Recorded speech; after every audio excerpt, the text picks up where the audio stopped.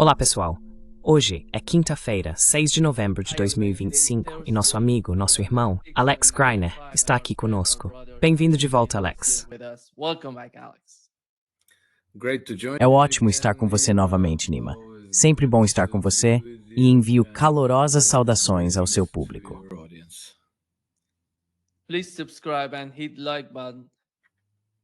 Por favor, inscreva-se e clique no botão de curtir. Isso nos ajuda a alcançar mais pessoas. E Alex, deixe-me começar com o que aconteceu em Nova York. O primeiro prefeito muçulmano socialista, apoiado por Soros. É inacreditável. O que está acontecendo? Você sabe, Alex, quando se trata desse tipo de coisa, já vimos o mesmo padrão antes, durante os anos Obama. Você se lembra daqueles tempos? Muitas pessoas achavam que poderia haver algum tipo de mudança drástica na política externa e interna dos Estados Unidos. Mas agora não é apenas o presidente. É o prefeito de uma cidade muito importante nos Estados Unidos. Na sua opinião, o que isso significa para o país e para a cidade de Nova York? E por quê? Considerando que mais de 75% dos jovens com menos de 30 anos votaram nele. É algo enorme, na minha opinião. Isso mostra que o status quo não funciona mais. As pessoas estão procurando algo diferente. Qual é a sua opinião sobre isso?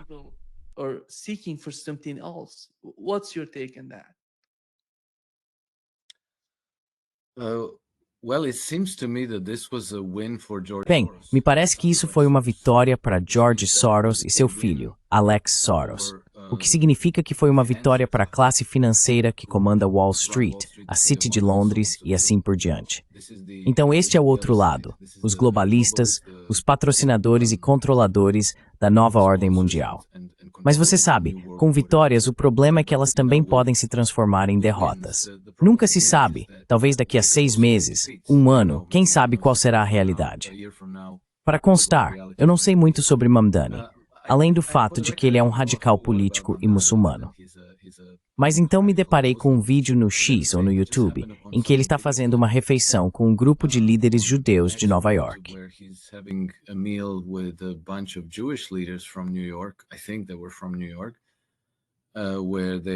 Acho que eles eram de Nova York, e estavam obviamente muito apoiadores dele.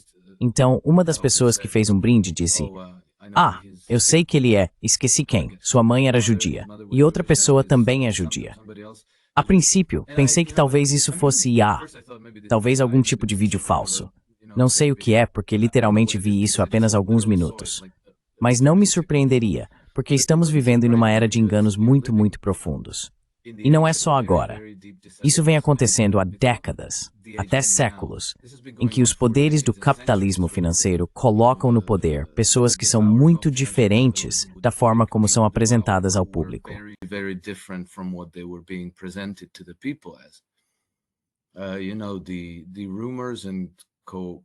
Sabe, os boatos e teorias da conspiração de que Obama é muçulmano e nasceu no Quênia nunca desapareceram de verdade. Eles ainda estão por aí. Entram naquela categoria de coisas sobre as quais talvez nunca saibamos a verdade, certo? Como os assassinatos de JFK, RFK, McKinley e por aí vai. Onde você, Charlie Kirk, exatamente, e depois um monte de líderes ao redor do mundo que foram apresentados como uma coisa, mas na realidade eram algo completamente diferente. Então, se isso for verdade no caso de Zohran Mamdani, eu não ficaria surpreso, seja vídeo real ou falso.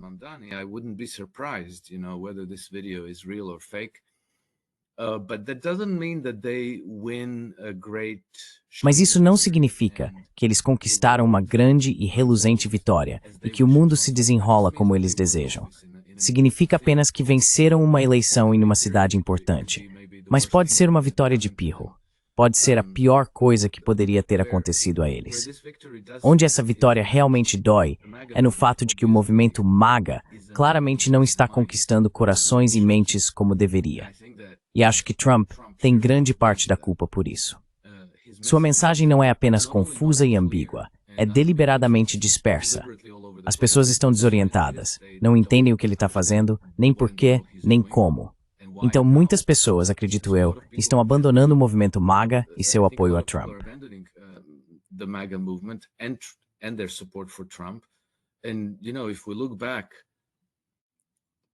E sabe, se olharmos para trás, as pessoas votaram nele porque esperavam que ele não travasse guerras com outros países, que parasse de fazer operações de mudança de regime. E agora parece que ele quer mudar o regime da Venezuela. Realmente parece isso. Eu não sei se ele realmente quer fazer isso, mas a sua comunicação obviamente não é clara. E muita gente acredita que vocês estão falando sério sobre isso, porque estão fazendo parecer que sim. Então, acho que isso é realmente um ponto fraco da administração Trump. Talvez Trump sinta que precisa administrar as coisas dessa forma, com muita enganação, distração, mensagens por todos os lados, muita ambiguidade estratégica, uma espécie de gestão caótica das coisas.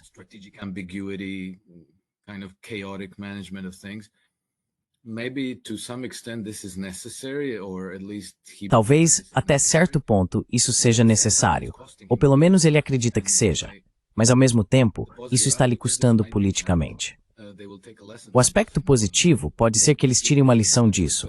A derrota é um professor muito melhor do que a vitória. Então veremos o que acontece, mas vai levar algum tempo até a poeira baixar. E novamente, o momento crucial para o governo Trump, para o movimento MAGA, para o que poderíamos chamar de mudança de rumo da política dos Estados Unidos, serão as eleições de meio de mandato.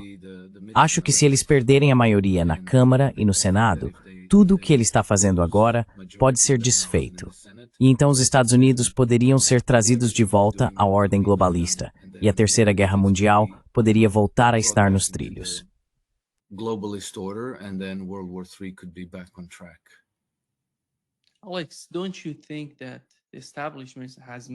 Alex, você não acha que o establishment de alguma forma conseguiu controlar Donald Trump e sua administração? Porque veja só, o Prêmio Nobel da Paz vai para a Venezuela e Maria Corina Machado, e Donald Trump está agindo de acordo com o mesmo tipo de políticas. E o que é isso? A Nigéria entra em cena. De repente ele está preocupado com a Nigéria. Depois surge a China. Quando você vê a reação da China, sente que algo sério está acontecendo. É por isso que a China precisa comentar e mencionar o assunto. Eu penso, como podemos entender a posição de Trump? Parece que eles o controlaram até agora, no que diz respeito à Venezuela. Agora, Nigéria, Ucrânia, toda vez que ele se pronuncia, diz algo diferente. Você se lembra, depois da reunião com Putin, ele disse, sem CISWA. Depois disse, não, temos que ir atrás da CISWA. Não há estabilidade na forma como ele está agindo. Esse é o problema agora.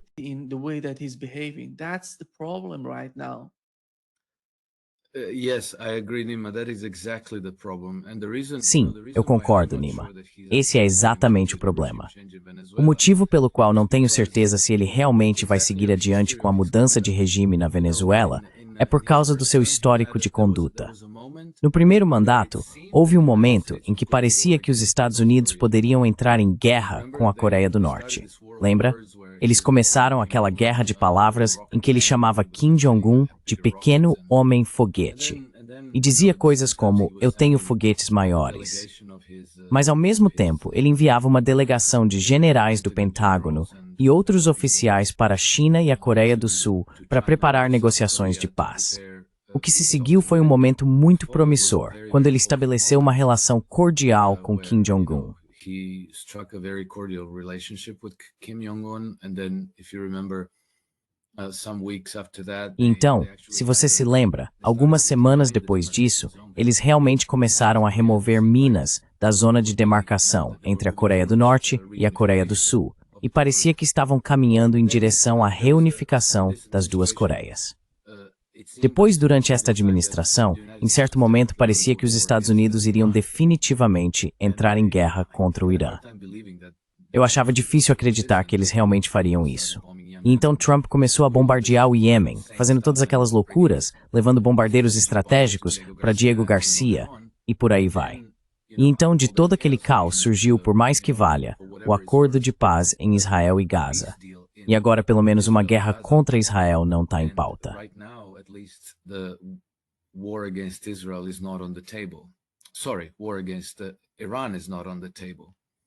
Desculpe, uma guerra contra o Irã não está em pauta. Então eu suspeito que o que estamos vendo com a Venezuela pode acabar sendo a mesma coisa. Porque se você se lembra, em seu primeiro mandato, em 2019, houve uma tentativa de mudança de regime na Venezuela. E, novamente, Trump parecia estar totalmente de acordo com isso, exceto pelo fato de que ele designou duas das piores pessoas que poderia ter escolhido para esse projeto. Uma delas foi John Bolton, sobre quem o próprio Trump disse que era o homem mais burro que conhecia.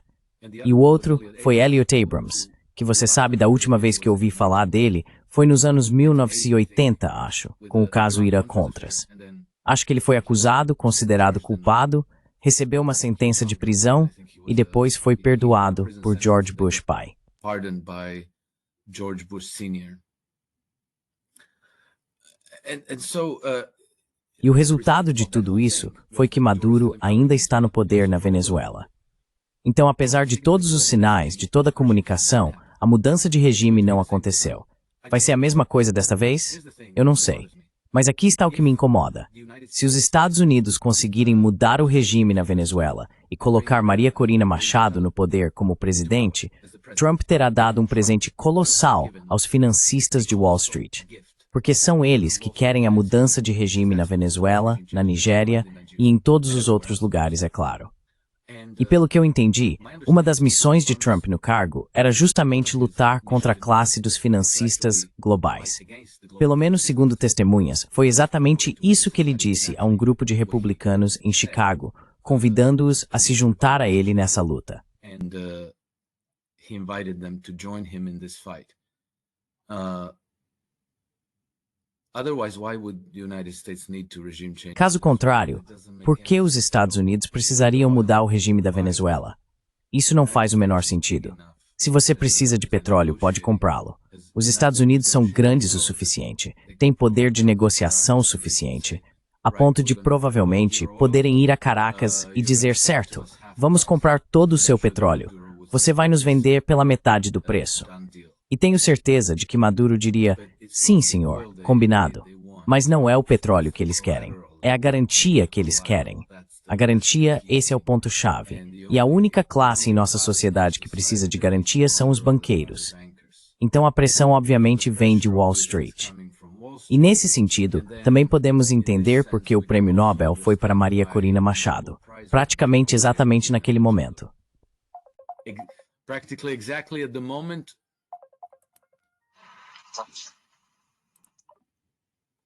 Sorry. Practically exactly at the same moment when Desculpe.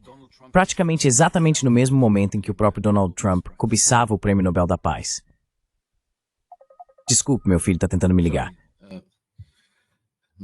my son's trying to call me. No problem. It happens. Alex, Sem problema. Alex, a outra questão em relação a Donald Trump, que gerou muitas preocupações entre os russos, foi sua retórica sobre testar bombas nucleares. Durante uma entrevista no 60 Minutes, perguntaram a ele qual era o motivo disso. Ele disse que a Rússia e a China estão testando suas armas nucleares e que nós precisamos fazer o mesmo para mostrar a eles que ninguém mais está fazendo isso. Pois é, pode continuar. Yeah, go ahead, go ahead. Vá em frente, Nima. and looking at E olhando para o que está acontecendo agora, e para a maneira como Donald Trump está tentando reagir, de alguma forma mostrar como os Estados Unidos são grandiosos em comparação com a China e a Rússia, você acha que isso vai ajudá-lo? Aqui está o que ele disse sobre testar bombas nucleares e a resposta. Vou te contar qual foi a resposta do presidente russo. Aqui está o que Donald Trump disse. Russian president. Here is what Donald Trump said.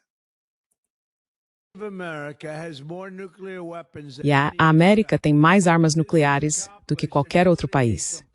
Isso foi alcançado por meio de uma atualização e renovação completa das armas existentes durante meu primeiro mandato, quando reconstruí as Forças Armadas. Por causa do enorme poder destrutivo delas, eu detestei fazer isso, tendo a ver com armas nucleares. Mas realmente não tive escolha.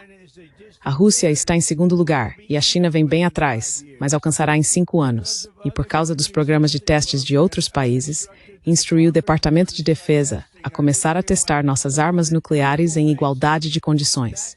Esse processo começará imediatamente. Obrigado pela atenção a este assunto.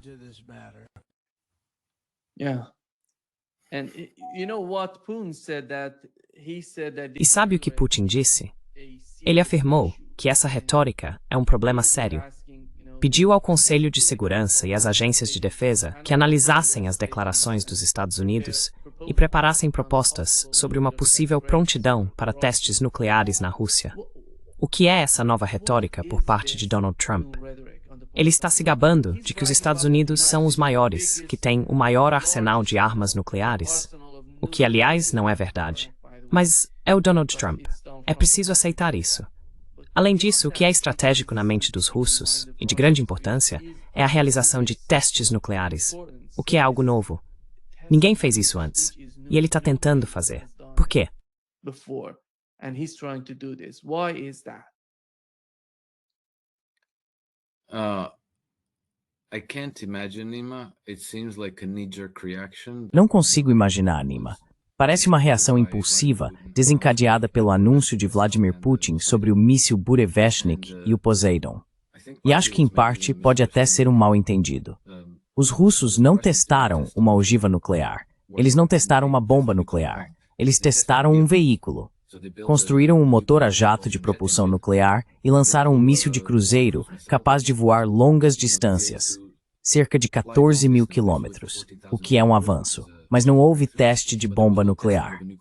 Então toda essa retórica dele é inadequada, está errada, quase parece uma reação impulsiva motivada por um sentimento de impotência. Sabe? Porque sim, os americanos têm bombas nucleares, mas não tem nada parecido com os mísseis hipersônicos que os russos possuem em várias versões.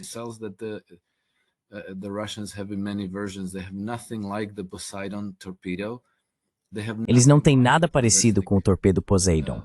Eles não têm nada parecido com o míssil de cruzeiro Burevestnik. E mesmo essa tecnologia, sabe, é bastante interessante em muitos aspectos. Não porque cria um míssil de cruzeiro sem limite de alcance, mas porque também pode representar uma nova tecnologia para usos civis. Então a resposta dele é algo como: agora vamos testar uma bomba nuclear, você vai ver. E temos mais do que vocês, mesmo que isso não seja verdade. E todo mundo sabe que não é verdade. Não sei, simplesmente não consigo. É por isso que já há muitos e muitos meses, praticamente desde que ele começou seu governo, achei que, para o bem da minha saúde mental e para evitar uma lesão cerebral, eu precisava parar de ouvir o que esse homem diz e apenas me concentrar nas coisas que realmente estão acontecendo.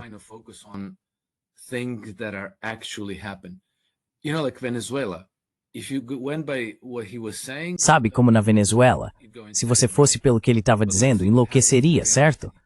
Mas vamos ver o que acontece na realidade, porque as coisas podem não sair do jeito que parecem estar indo no momento.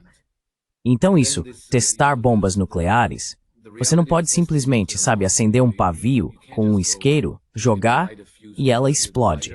Isso precisa ser preparado. É um processo. Pelo que entendo, leva meses, talvez até 2 ou 3 anos para fazer isso. Então ele está falando. Trump está apenas falando.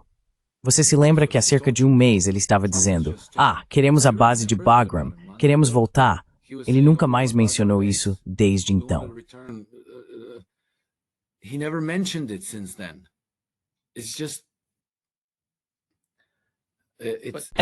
Vá em frente. Mas eles estão voltando para a Síria. Sabe o que é tão estranho para mim? Al-Jolani foi à Rússia, e a Rússia concordou com ele que eles vão estar lá na Síria, ajudando-os. E Donald Trump, de repente, decidiu construir uma base em Damasco, na Síria. O que é isso? O que é isso? É inacreditável. What's that? What's that? It's unbelievable. Não sei. Sabe, ele vai mencionar isso de novo daqui a um mês?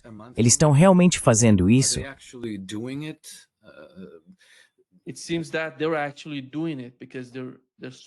Parece que eles realmente estão fazendo isso, porque seus soldados estão chegando lá.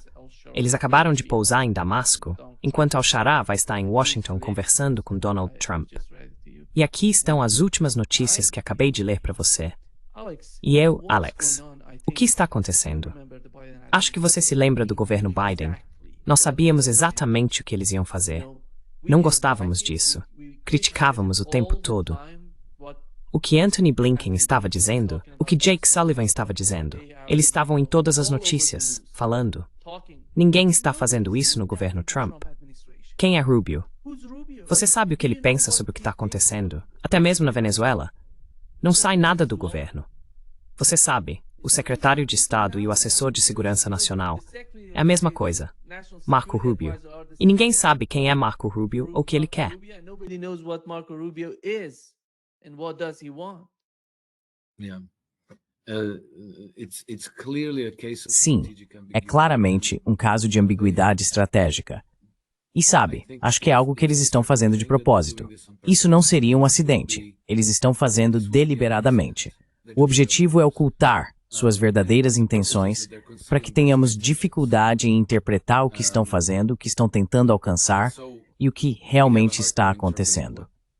Mas devo dizer que para mim essa situação é muito, muito preferível ao que tínhamos com Antony Blinken, Jake Sullivan, Victoria Nuland e todas aquelas pessoas, porque eles tinham uma visão única, nos conduzindo a escaladas no Oriente Médio, na Ucrânia, contra a Rússia, contra a China. Eles já estavam preparando o terreno. Against China, and they were already putting things in place. They're putting pieces in place. Eles estavam preparando o terreno para todas aquelas guerras. Sabe, o Biden dizia algo como, sim, guerra em 3 frentes, sem problema. Somos os Estados Unidos da América. Pelo amor de Deus. Podemos fazer isso, podemos vencer todo mundo. O Trump obviamente está fazendo algo muito, muito diferente. E sabe, para mim, a mudança realmente importante nesta nova administração é que temos boas e construtivas relações entre a Rússia e os Estados Unidos. O que, veja bem, não dá para exagerar o quanto isso é importante, porque essas são as 2 principais potências nucleares. O maior risco é a aniquilação nuclear de toda a humanidade. Então, o fato de que as 2 administrações estão conversando, que estão em termos amistosos e que estão avançando em alguma direção construtiva é extremamente importante.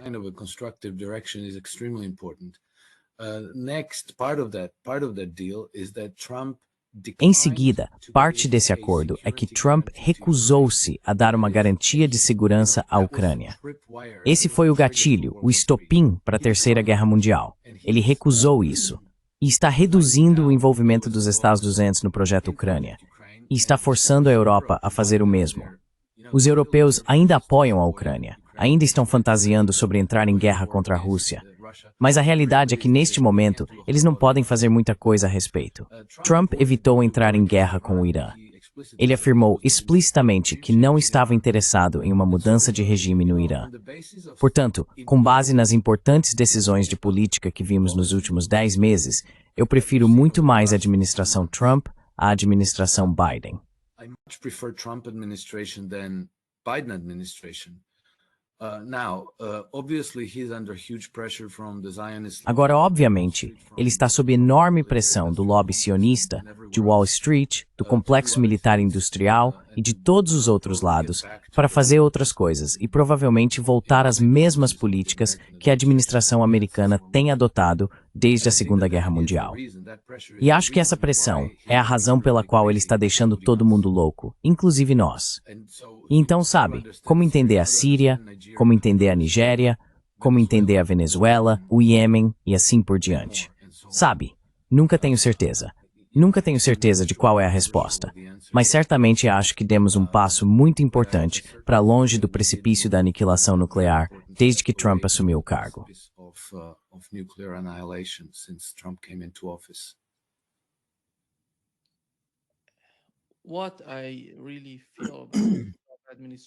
O que eu realmente sinto sobre o governo Trump, Alex, é que, olhando para o primeiro mandato dele, ele queria se retirar da Síria, mas não o fez. Com a Rússia, foi um enorme caos, sabe? Toda aquela história do Russiagate e tudo mais. E o absurdo do que está acontecendo agora é que aquelas pessoas que o apoiaram naquela época estão hoje sendo atacadas por ele por causa da posição que estão tomando em relação à Venezuela. Esses não são sinais positivos para muitas pessoas que tinham esperança na nova estratégia de Donald Trump, versão 2.0. E por outro lado, Alex, olhe para o Oriente Médio. Veja o que está acontecendo. On the other hand, Alex, you look at the Middle East, look at what's going on. Netanyahu had a meeting with his Security Council. Netanyahu teve uma reunião com seu conselho de segurança, com pessoas do Mossad, Shin Bet, todos juntos. Eles estão discutindo novas operações relacionadas ao Irã e ao Hezbollah. Você sabe, o chamado cessar-fogo.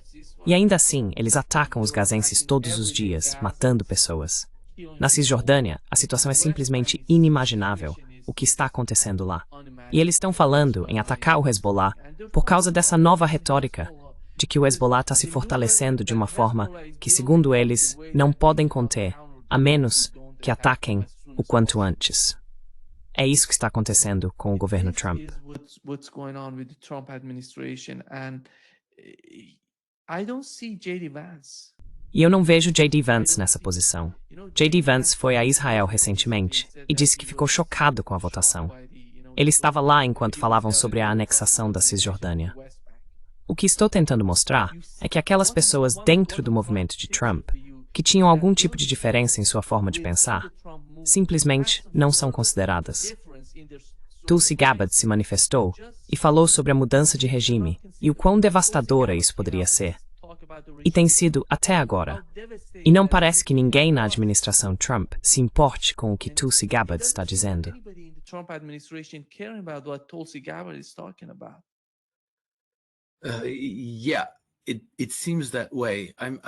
Parece que sim. Não tenho certeza se é realmente assim, sabe? Talvez a gente descubra. Mas há uma coisa interessante. Você mencionou a visita de J.D. Vance a Israel. Então parece que há uma espécie de mudança tectônica acontecendo.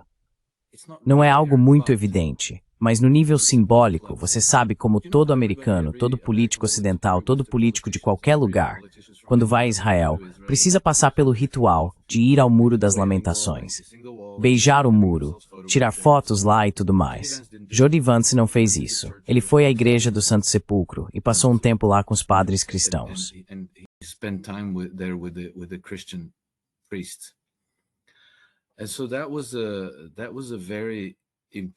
Essa foi uma mensagem simbólica muito importante. E algo que eu aprendi ontem foi que o apoio a Israel entre os conservadores americanos meio que teve um ponto de inflexão depois do assassinato de Charlie Kirk. O FBI fez uma investigação muito rápida e mal feita, basicamente dizendo, sim, atirador solitário, nada para ver aqui, todo mundo se disperse. Pois bem, aparentemente há uma nova investigação, e a pessoa por trás dela é um certo Joe Kent. Eu nunca tinha ouvido falar dele antes, mas ele faz parte do governo e, ao que parece, está particularmente interessado em saber se alguma potência estrangeira esteve envolvida no assassinato de Charlie Kirk.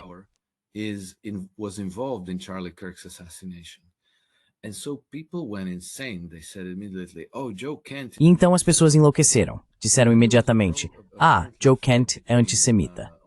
Aparentemente, houve até uma briga em uma reunião de gabinete entre o FBI e Joe Kent. Eles queriam que ele encerrasse a investigação. Ninguém quer que ele investigue o possível envolvimento de qualquer potência estrangeira no assassinato de Charlie Kirk. Mas, ao que parece, Trump apoiou Joe Kent nessa investigação, nessa disputa. E então, sabe, também temos algumas mudanças envolvendo Tucker Carlson e Elon Musk. Supostamente, embora eu não saiba se isso é verdade, Elon Musk está comprando a ABC News e quer colocar Tucker Carlson como CEO. E agora todo mundo está enlouquecendo porque Tucker Carlson também está sendo chamado de antissemita.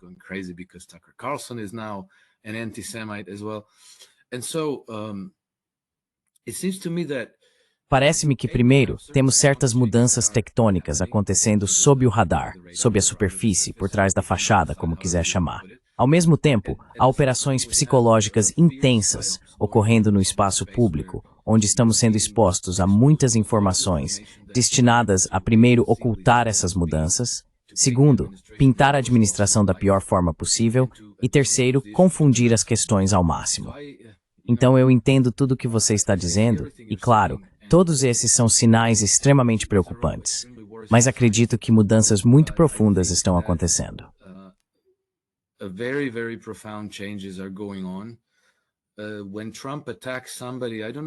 Quando Trump ataca alguém, eu não sei se ele está realmente atacando essa pessoa de verdade ou se está atacando como atacou Kim Jong-un. Quando ele tem um desentendimento com alguém, é real ou é um desentendimento como o que houve entre ele e Elon Musk há alguns meses? Sabe, eles não chegaram a brigar de fato. Talvez tenha sido algo falso ou simplesmente não muito importante. Então estou tentando, digamos, ignorar a tempestade de operações psicológicas que vem na nossa direção e focar em saber se mudanças reais estão acontecendo. E eu acho que, se não estivessem, toda a mídia pública estaria cheia de elogios a Trump. Por isso também tento julgá-lo pelo que o outro lado está dizendo, e eles estão claramente muito irritados com as medidas de sua política.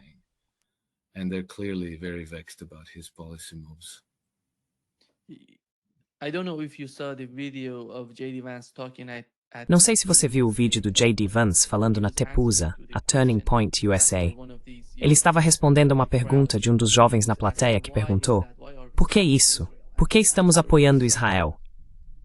A resposta dele, sabe, meio que colocou os sionistas em uma posição em que não lhes restava nada além de atacá-lo.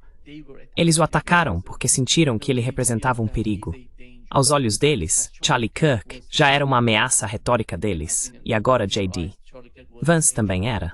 Então foi o que aconteceu. Ele foi atacado ferozmente, na verdade de duas formas depois disso. Os democratas o atacaram, e havia todas aquelas questões partidárias, mas o principal foi a reação dos sionistas após o vídeo. Foi isso que ele disse, Alex.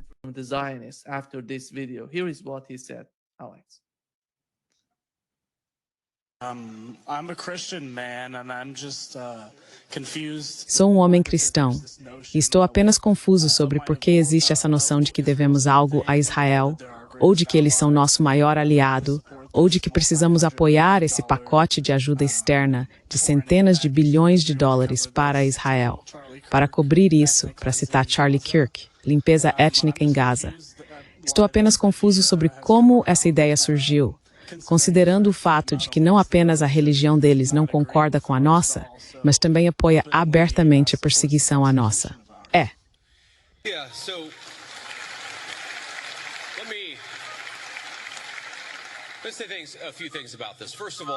Vamos dizer algumas coisas sobre isso. Antes de tudo, quando o presidente dos Estados Unidos diz América em primeiro lugar, isso significa que ele está defendendo os interesses dos americanos em primeiro lugar. Essa é toda a nossa política externa. Isso não quer dizer que você não vai ter alianças ou que não vai trabalhar com outros países de vez em quando. O que o presidente acredita é que, às vezes, Israel tem interesses semelhantes aos dos Estados Unidos e trabalharemos com eles nesses casos. Às vezes, não tem. Por exemplo, no plano de paz mais recente para Gaza, no qual todos nós temos trabalhado muito nas últimas semanas, o presidente só conseguiu concluir esse acordo de paz ao estar realmente disposto a aplicar pressão sobre o Estado de Israel.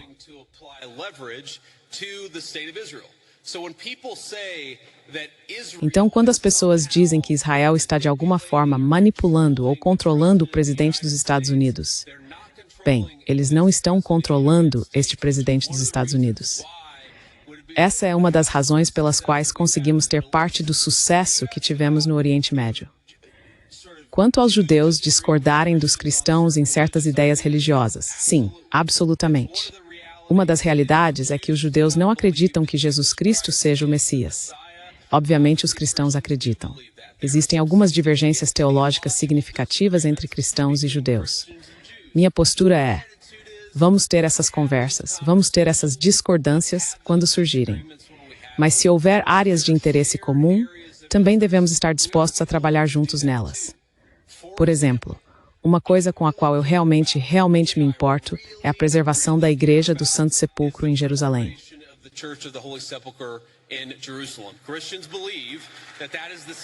Os cristãos acreditam que esse é o local onde Jesus Cristo foi crucificado e que seu túmulo também está ali. Minha postura é a seguinte: se pudermos trabalhar com nossos amigos em Israel para garantir que os cristãos tenham acesso seguro a esse local, isso é claramente uma área de interesse comum. Estou de acordo com isso. O que não aceito é que qualquer país venha antes dos interesses dos cidadãos americanos. E é importante que todos nós, partindo do pressuposto de que cidadãos americanos, coloquemos os interesses do nosso próprio país em primeiro lugar.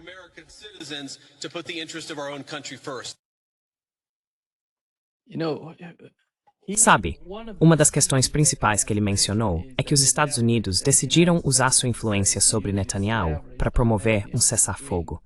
E as pessoas enlouqueceram. Os sionistas enlouqueceram. crazy. The Zionists. Yeah. Yeah. The Sim, people are sim. going crazy. As pessoas estão enlouquecendo, Nima, porque essa retórica, essa narrativa que está saindo da administração agora é absolutamente radical em comparação com, você sabe, o padrão de longa data de obediência inquestionável ao Estado de Israel. Tudo o que se podia dizer, e isso ainda é verdade para o Congresso, era: eu apoio o Estado de Israel, certo ou errado. Israel tem o direito de se defender. E por aí vai. Acho que nunca, provavelmente desde Dwight Eisenhower, alguém pôde dizer algo sequer remotamente crítico ao Estado de Israel. Então aqui, J.D. Vance está sendo muito sutil em sua mensagem, mas o conteúdo do que ele diz representa uma ruptura radical com o que tínhamos como status quo por décadas antes disso.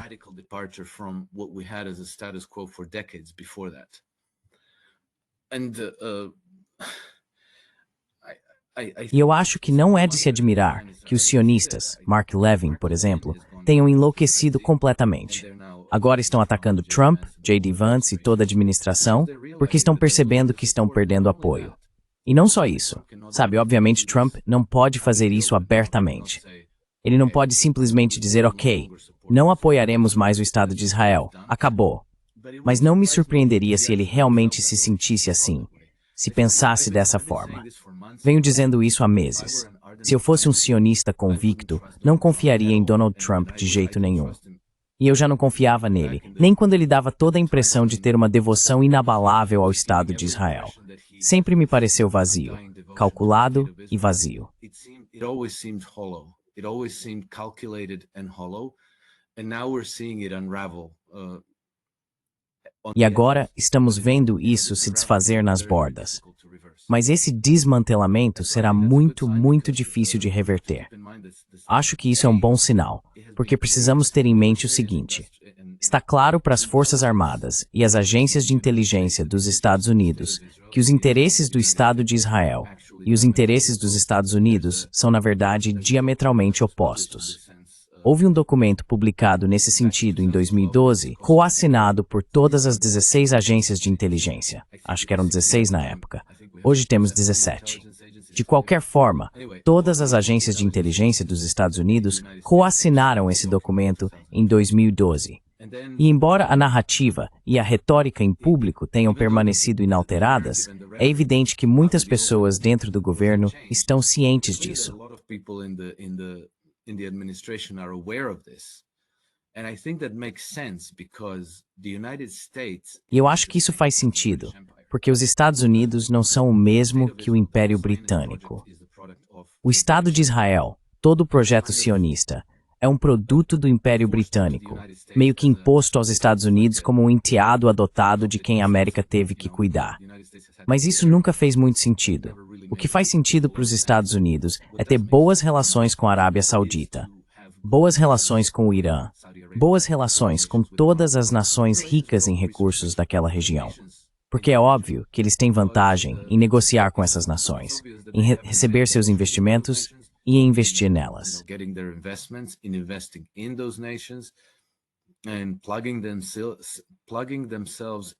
E se conectando a todos esses novos corredores comerciais que estão sendo desenvolvidos, investimentos maciços, absolutamente enormes em infraestrutura, portos e assim por diante.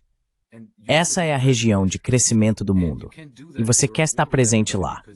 Você não pode fazer isso se estiver em guerra com todo mundo, porque está protegendo esse patinho feio que mantém todos em alerta, desestabilizando continuamente a região e antagonizando todos os vizinhos que tem. Então, acho que de maneiras sutis e não óbvias, esse distanciamento entre Israel e os Estados Unidos está acontecendo. Israel and the United States is happening.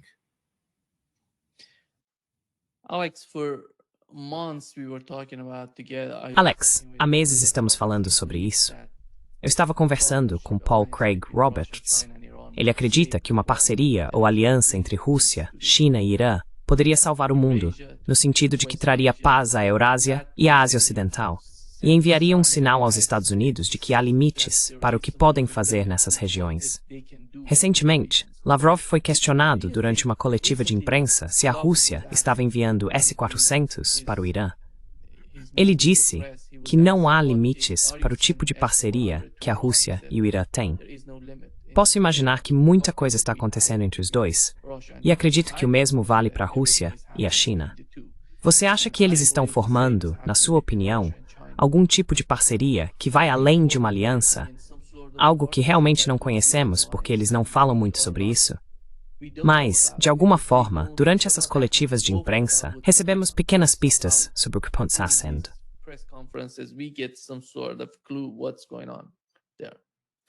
Well, yes, I think that is happening because Bem, sim, acho que isso está acontecendo, porque está muito claro que os russos e os chineses começaram a implementar uma política que depende do Irã, não apenas como um parceiro regional, mas na verdade como o pilar de sua arquitetura de segurança na Ásia Ocidental. Acho que há uma consciência entre essas potências de que, se não permanecerem unidas, podem ser eliminadas uma a uma pela ordem mundial globalista. Então, sabe, se as potências ocidentais conseguirem realizar uma mudança de regime no Irã, todos aqueles projetos de desenvolvimento, como o corredor de transporte norte-sul, estariam acabados. Eles não continuariam mais. Sem dúvida. Exatamente. they would not go on anymore. No doubt, no doubt. Yeah. Exactly. So the whole Belt Então, and Road toda a Initiative, iniciativa do Cinturão e Rota, os BRICS, a OCS, a Organização de Cooperação de Xangai, acredito que todos tratam o Irã como uma parte integral desses desenvolvimentos. E veja, o que o Ocidente faz é o seguinte: quando realiza uma mudança de regime em um país, ele então transforma esse país em uma arma contra seus vizinhos e contra outras potências da região. Da mesma forma que usaram a Ucrânia para enfraquecer e desestabilizar a Rússia, eles poderiam usar o Irã para enfraquecer e desestabilizar a Rússia também. Ou poderiam usar a própria Rússia, se conseguissem realizar uma mudança de regime lá e colocar, digamos, um novo tipo de Boris Yeltsin. Assim, poderiam usar a Rússia basicamente para atacar a China, da mesma forma que usaram a Ucrânia para atacar a Rússia. attack China in the same way that they used Ukraine to attack Russia. So I think that there's a growing awareness that this is how the West plays. Acho que há uma conscientização crescente de que é assim que o Ocidente joga seu jogo. E veja, para os chineses, é de importância vital que Vladimir Putin e seu governo permaneçam no poder em Moscou e que haja continuidade de política, que não surja algum Volodymyr Zelensky levado ao Kremlin pelo Ocidente. O mesmo se aplica às relações entre Rússia e Irã e entre China e Irã. Acho que todos eles percebem que dependem uns dos outros para sua segurança. Insight está absolutamente certo. O início do que uma aliança é um trabalho de estratégia em equipe em todos os níveis. Strategic teamwork on every level. Where does the future of Europe lie? Onde está o futuro da Europa, Alex, na sua opinião? Porque Porque pelo que vimos até agora com o governo Trump, eles estão apenas transferindo todo o fardo para os ombros dos europeus. No caso da guerra na Ucrânia, Donald Trump não se importa mais com o que está acontecendo lá. Ele diz aos europeus, se quiserem continuar, podem comprar de nós e entregar à Ucrânia, mas nós não estaremos lá e não vamos enviar nada. Então, qual é o futuro da Europa? O que eles querem para o seu futuro? What do they want for their future? It'll depend who you ask, obviously if you ask Depende de quem você perguntar. Obviamente, se você perguntar a Ursula von der Leyen ou a Kaja Kallas, o futuro da Europa é a guerra contra a Rússia. E o mesmo vale para Friedrich Merz, Emmanuel Macron e outros. A questão é, eles vão continuar no poder ou a democracia vai prevalecer? Porque a maioria das pessoas não quer essa guerra. E já vemos vozes dentro da Alemanha ficando mais altas e ousadas, dizendo que precisamos cooperar com a Rússia. Precisamos do gás russo. Precisamos dos recursos russos, porque, caso contrário, nossas economias serão destruídas. Pessoas da AfD estão falando abertamente sobre isso, o que é quase impermissível na Alemanha. which is almost impermissible in Germany. But this is where we are. Mas é aqui que estamos. Acho que o futuro da Europa está na parceria com a Rússia, na integração multipolar, na conexão com o movimento dos BRICS e, basicamente, na ligação de nossas economias com as do restante do continente euroasiático, de forma independente, digamos, da dominação financeira anglo-americana. Na semana passada, participei do Fórum Econômico Euroasiático de Verona, em Istambul. A primeira vez que fui convidado para esse evento foi há 4 anos, em Baku, no Azerbaijão. Lembro-me das minhas impressões naquela época, de que eram eventos muito construtivos.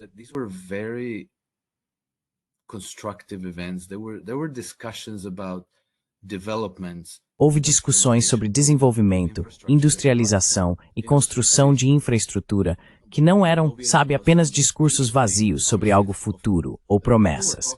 As pessoas estavam falando sobre projetos muito concretos que estavam sendo desenvolvidos enquanto conversávamos ali. E agora, um amigo meu acabou de voltar de Baku, no Azerbaijão, justamente quando eu estava saindo de Istambul. Ele publicou uma análise e disse que nesses 4 anos, o Azerbaijão construiu 4.000 quilômetros de rodovias, 447 pontes, mais de 100 túneis, um dos quais é o segundo túnel mais longo do mundo, e 16 viadutos. Tudo isso aconteceu em menos de 5 anos.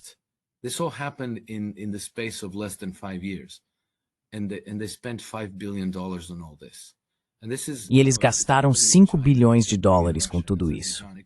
E isso você sabe, se está acontecendo na China, se está acontecendo na Rússia e no Azerbaijão, pode acontecer em qualquer lugar. Pode acontecer na Europa, o que é uma visão de mundo muito, muito diferente. Mover sua sociedade nessa direção, em vez de despejar centenas de bilhões de dólares no complexo militar industrial e na preparação para a guerra, porque estão dizendo, em 2028 ou 2029, vamos entrar em guerra contra a Rússia. Então sabemos o que nossos líderes querem, também sabemos o que as pessoas comuns querem, e o contraste não poderia ser mais gritante. Então a questão será, a democracia vai prevalecer ou essas elites endogâmicas e degeneradas vão prevalecer?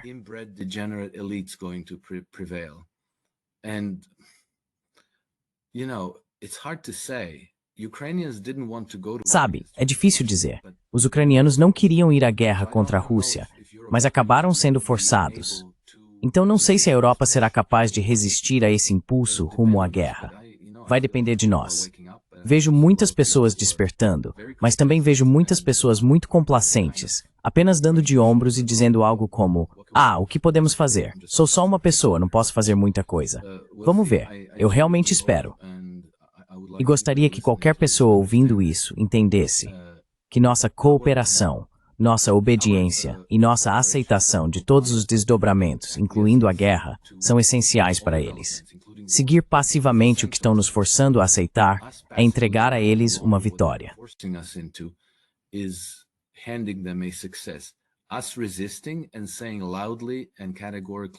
Nós, resistindo e dizendo em voz alta e categoricamente, não iremos à guerra contra a Rússia.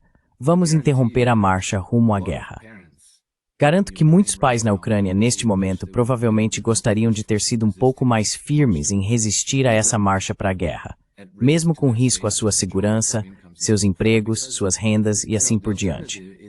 Porque veja, a alternativa é visitar seus filhos sob a bandeira do seu país, a 2 metros de profundidade, porque foram sacrificados nessas guerras. Se não quisermos isso, teremos que reagir, e teremos que reagir de forma decisiva e corajosa, e talvez até tolerar um pouco de risco pessoal.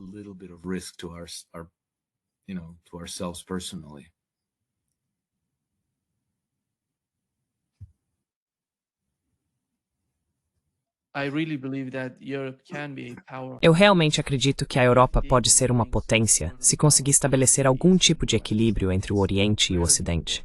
Isso é muito importante. A Rússia é a chave, eu acho, nesse processo. A militarização é a ideia mais devastadora para a Europa hoje.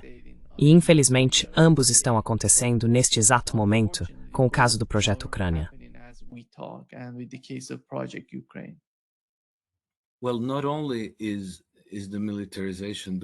Bem, a militarização não é apenas o pior desenvolvimento possível. É também algo sem esperança. Nós não podemos derrotar a Rússia. Veja, Napoleão reuniu a maior força de invasão de toda a história e invadiu a Rússia. Ele perdeu. Hitler reuniu a maior força de invasão que já se voltou contra a Rússia. 4 milhões de soldados, milhares de tanques, aviões, canhões, obuses, tudo isso. A força de invasão cresceu em um ano desde o início da Operação Barbarossa. Chegou a 6 milhões de soldados. Foi absolutamente colossal. Ainda assim, eles perderam. E perderam contra a URSS, que não era tão poderosa quanto a Rússia é hoje. A Rússia de hoje é provavelmente a força militar mais poderosa do mundo. Is probably the most powerful military in the world. You know, people will say, no, no, no, it's the United States. As pessoas vão dizer, não, não, são os Estados Unidos. Não, eu acho que é a Rússia, porque mesmo sendo menor, mesmo gastando menos com defesa, ela tem 4 anos de experiência em guerra. Você não adquire experiência de guerra de outra forma, senão lutando em guerras. Os Estados Unidos não têm travado guerras de verdade. Eles têm lutado campanhas anti-guerrilha, sabe, operações de contenção. Perderam para o Talibã, perderam para os iemenitas, perderam no Vietnã. Eles não lutam uma guerra de verdade desde a Segunda Guerra Mundial. E isso vai ser, de novo, a Segunda Guerra Mundial não foi.